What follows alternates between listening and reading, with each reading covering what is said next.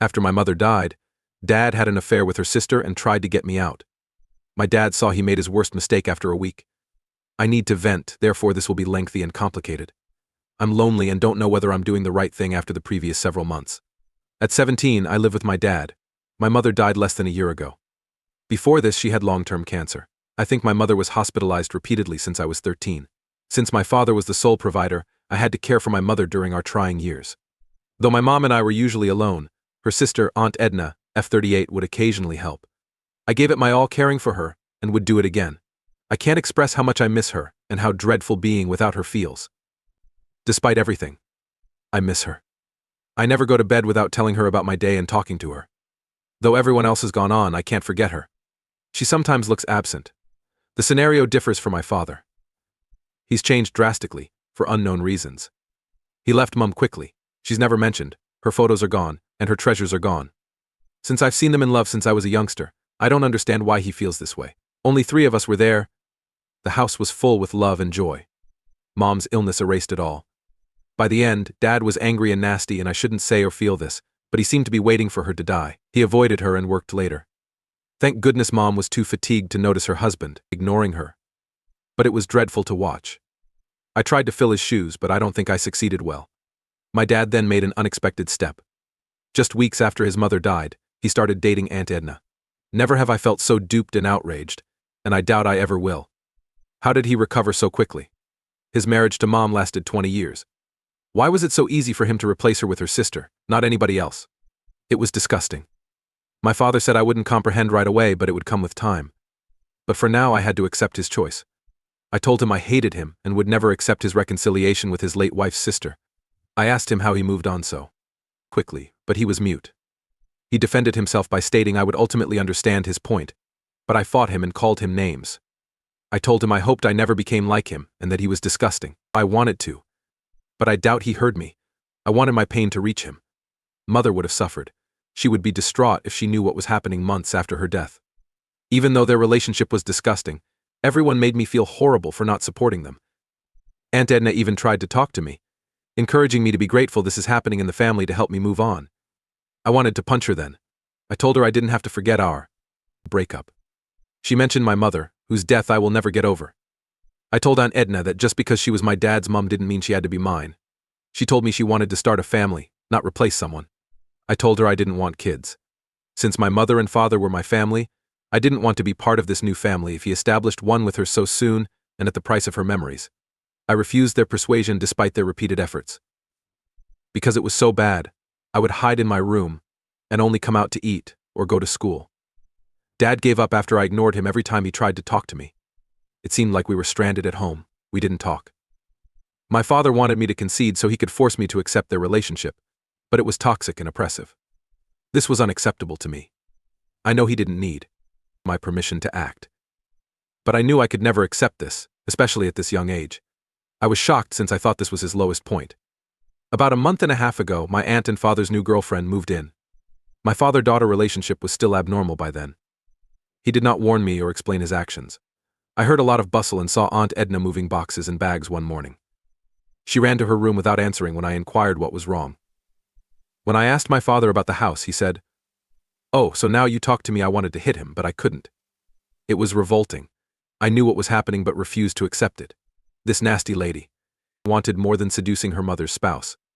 She had to manage her memories and home now. Since then, I felt strangled every moment in the house. Being around them was excruciating. I sneakily took most of my mother's boxes to my room. That was my only solace. I knew Aunt Edna would throw away Mom's possessions if she could. She attempted it too. Dad often said I had Mom's items in my room when she asked. I won't let her inside my room despite her constant attempts. She is unfit for my mother's company. To keep her out and my possessions safe, I lock my room while at school. I just want to leave. When Rachel, Edna's daughter, F19, arrived home 2 weeks earlier, everything changed. Rachel and I get along fine right now. Our close ages meant we spent a lot of time together as kids. It felt like I had a sibling. After Mom became sick, I took care of her, which drove Rachel and me apart.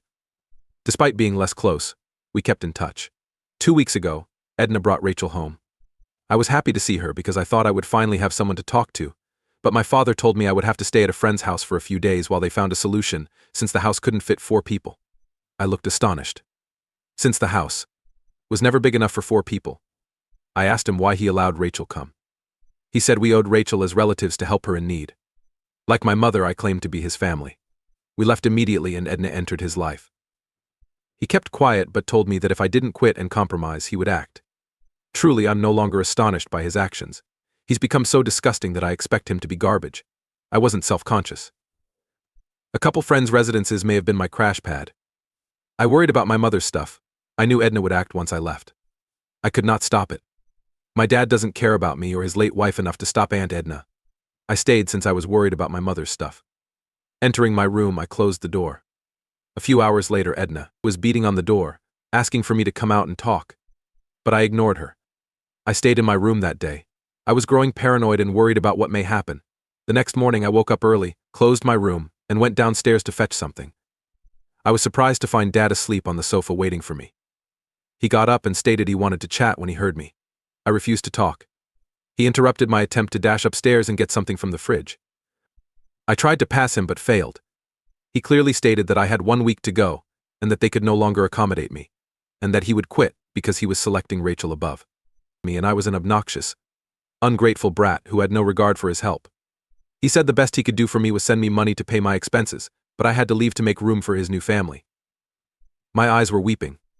This person is unknown to me. Before I realized my other dad didn't consider me his son, I thought I'd lost one father. He considered me a burden or a person, something he could disregard. I realized my impotence in his company, nothing I could do.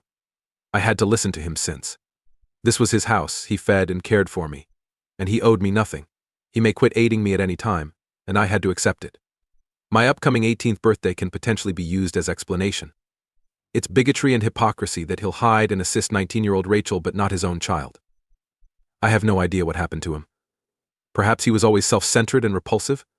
Disaster and grief were needed to recognize him for who he is. I went back to my room and cried hysterically without speaking. Even though my surviving parent was leaving me, it hurt after all he'd done to me in recent months. Despite our lack of communication, and my growing suspicion that Dad didn't care about me, I hoped we might reconnect as father and son one day. That will never happen, and I feel dumb for believing it might. No matter what occurred, he didn't love me. Everything else was irrelevant if he could be with Aunt Edna. I didn't know where to put my mother's possessions. My mother's items were too important to part with, even if I kept 2 sets of clothes. Since they're my sole connection to her, I can't let them go. The door knock came after many hours. Rachel was on the other end, and I didn't want to open it. She said I should talk to Grandpa and wanted to help. Grandparents, my mother's ASAP. Her message was hidden behind my door. I wasn't impressed with her. I knew she was kind, but we hadn't talked in years. She was loyal to her mother beyond everything else since she was her daughter. Thus I was suspicious. But I had to talk to my granddad. How much worse could things get? My granddad in another state was called. After hearing his voice, I started crying on the phone. I addressed his inquiry about what was wrong with a few comprehensible phrases. It took a time to explain things, and I told him Rachel had asked me to contact him. He was glad to hear from me and said he had been pleading with my dad for months to get me to talk to him, but my dad had said I wasn't interested. He wanted to call me, but my dad had never given him my number, and he lost his phone and contacts. He promised me he would manage everything, don't worry. He promised to stay in touch and not worry about anything, but I had to stay in the home till he arrived. He claimed he will travel to my city ASAP. I had to be very careful not to tell anyone. He agreed to attempt to be here next week and notify me if he couldn't. After talking to him, I felt relieved and terrified, and he told me not to leave the house until he came. Feeling light and relieved to talk to an adult, and thinking he will help me escape or convince my father. Due to my long adulthood, I wished to momentarily return to my youth. I was afraid since I didn't know what would happen. Grandfather has always been pleasant, but it seemed serious.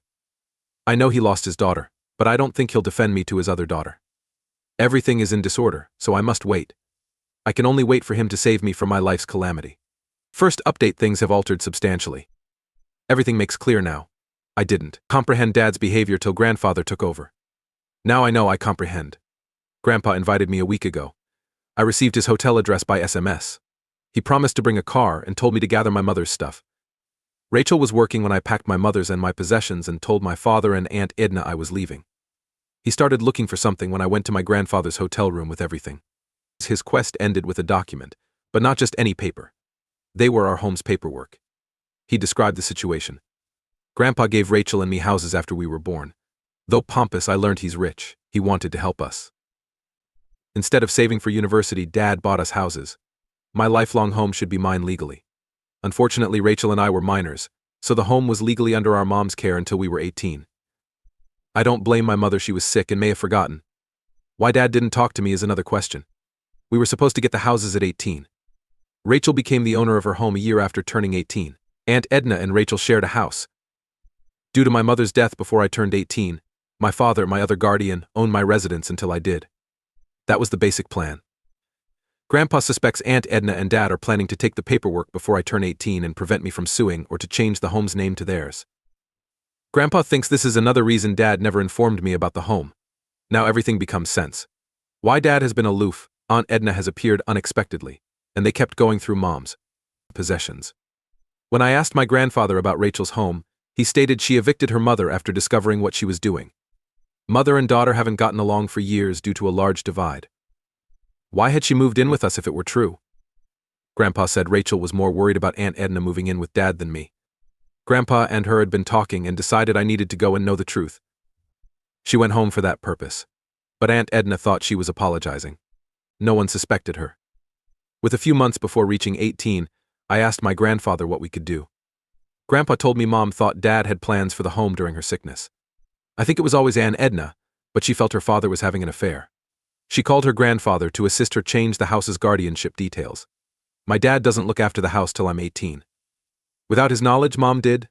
Grandpa became the document's carer once its language was changed. He wanted the documentation, which my father didn't know existed. He doesn't have guardianship over the house, thus his attempts to take it are futile. I guess I understand my grandfather's explanation, even if it's not legal. My grandfather will ensure that Dad no longer has a right to be in the house. He informed me that he would live with me until I was 18. As guardian, he will evict Dad and Aunt Edna. His statement scared me. I wouldn't know what to do with such power. I couldn't believe I had it over my dad. I don't want to become engaged in legal affairs, because I'm a young youngster who lost his mother and comes from a hard home. Now that Grandpa is in charge, I'll obey him. The chaos has exhausted me, and I desire peace. Grandpa reassured me and I followed his directions. I hope these issues go away on their own since I can't bear any more drama or misery. I want to be released because I'm broken. We chatted with Aunt Edna and Dad. Seeing me and Grandpa made them pale. Dad protested as Grandpa entered, but he soon quieted him. His attorney was with him, and Dad and Aunt Edna looked nervous. Grandpa immediately appointed Dad as the property's custodian for several months. He gave Dad a month's notice to leave since he wanted to live here. After several heated exchanges, my dad stepped up and shouted at Grandpa, saying he had no legal standing. My dad gasped when his grandfather handed him the paperwork Mum had secretly produced. Grandpa said Mum may replace the nominee at any moment and had. He stated it was false and didn't trust it. Dad had to accept it. Dad and Aunt Edna were stunned. Rachel laughed. She hugged me for the first time and seemed to relish the outburst. I hugged her to thank her for everything. After seeing Rachel move around her back to help me, Aunt Edna grabbed her arm and smacked her face. She hit Rachel hard, cutting her face. The feisty young lady she is, she smiled and said she would file charges. Edna cried on the ground. Rachel's fury was evident as she insisted that she couldn't do this since she was her daughter. Edna won't get away with it. Dad knew he and his young darling were in the wrong as the shit show escalated. This is where he apologizes. He tried to talk to me, but Grandpa stopped him. He added that we didn't need to talk because he'd made it clear that Aunt Edna was his faithful aim, not me. Dad said that Grandfather had no place in this father-son dispute. I told my father I didn't want to talk to him and Grandpa may intercede. Right now, nothing he says to me will change this. All restrained wrath was freed. I expressed him my honest opinion and called him every name in the book. I told him his horrible marriage and father made him a failure. I said he had the chance to fix things and restore our family, but he was too self-centered and greedy to care about others. I can't remember half of what I said since I was so out of control. A pause brought quiet. Rachel sat with me after showing me my room. I appreciate my sister and grandfather watching out for me most. I don't know what I'd do without them. I have no clue what will happen. I know I won't fight this war alone. With guidance, I see I'm not wrong for rejecting my father's behavior towards me and his clear disrespect for my mother's memory. Update 3, my last. I'm sorry to disappoint everyone who expected a heartfelt father-son reunion. Rachel charged Aunt Edna. Rachel is adamant and Edna tried everything to persuade her. Dad had 1 month to go when Grandfather moved in. He keeps trying to talk to me, but I always say no. In addition, my dad is afraid of my grandfather, who is watching, so he's not doing anything again. Everything our mother gave us back. I'll put it back in my room once Dad dies. I'll close Mom's room since I don't need the house to myself. Many of you suggested I have therapy to process everything. Despite my recommendation, Grandpa has paid for my treatment, even if he doesn't believe in it. Rachel visits me daily. I hate the distance between us, but I know Mom has always looked out for me. She said we can always hang out and she'll help me find a good therapist. Although the update was disappointing, it looks everything will work out. My dad may not regret it, but I won't talk to him again. Trust has been broken. Nothing on earth can fix it. Reddit, I appreciate your help.